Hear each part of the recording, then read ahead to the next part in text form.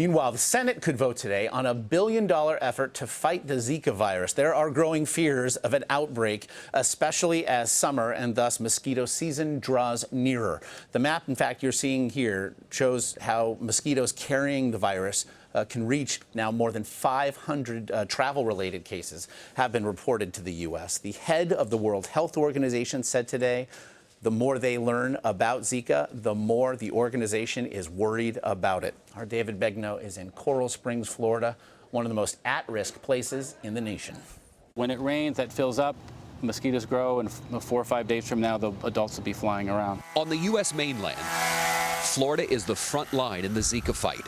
More than 100 cases have been reported here, more than any other state. You're not going to get Zika in the woods while you're hunting or at the lake while you're on your boat. You might get it at your front door. That's exactly right. While you're standing next to your car to go on your hunting trip or to the beach or to the park, that's when the mosquito will fly up, bite you in the ankle. It's not in those typical places that we as Floridians think of as mosquito biting territory. Michael Doyle of the Florida Keys Mosquito District suspects Zika cases will rise as summer approaches. As of now, all of Florida's Zika patients contracted the virus from travel-related exposure. In February, the White House requested approximately $1.9 billion in emergency funding. Congress is debating it.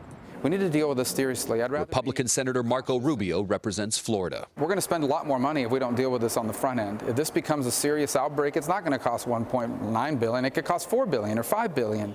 Republican Hal Rogers, chairman of the Appropriations Committee, is a critic. The request they sent us would allow the $1.9 billion to be used for anything in the government. It's almost like a slush fund. Mosquitoes don't know whether their target is a Democrat or a Republican. The Zika impacts all of us. Democratic Congresswoman Debbie Wasserman Schultz, also from Florida, insists part of the money will be used to develop a Zika vaccine and raise awareness in a state that thrives on tourism.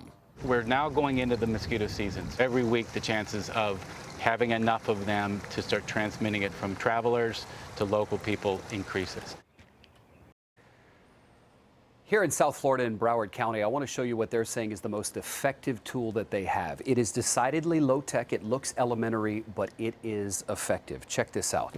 This cooler that you'd go to the beach with, Josh, they're packing it with dry ice. The dry ice emits CO2. Here's how it works. The CO2 flows through this tube, and it comes out of these vents right here. Mosquitoes love CO2. We've got CO2. It's why they love to bite us. So the mosquitoes fly toward this cheap-looking contraption, and right inside here, the top closes, they're caught, they end up dead. Again, it seems basic. You're probably thinking, really, that's the best we've got to fight Zika? As of now, with no vaccine and nothing else on the horizon, this is what they're using. I think it costs about $200 in total. They only have 8 of these right now in Broward County, and there's about 2 million people in Broward. They're hoping to have a couple hundred of these. Well, and David, that is what we're talking about here, if nothing else, right? Hope, as we wonder just what sort of outbreak we could be talking about here. Other than that device, low-tech, but apparently effective, what else are health officials looking to do to prevent a spread?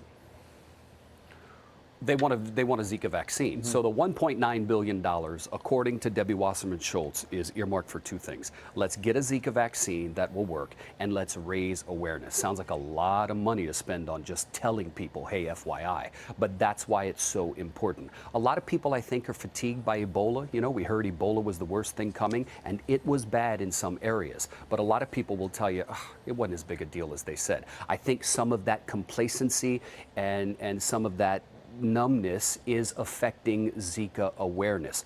But officials, you saw Rubio. I mean, look, everybody in Florida, from the Democratic delegation to the Republican delegation, they're united on Zika. Everybody. It stays far longer than Ebola. It's a completely different, it's a completely different can of worms, or as we might say, low-tech CO2 emitter. David Begnaud there in Coral Springs. We appreciate it, my man.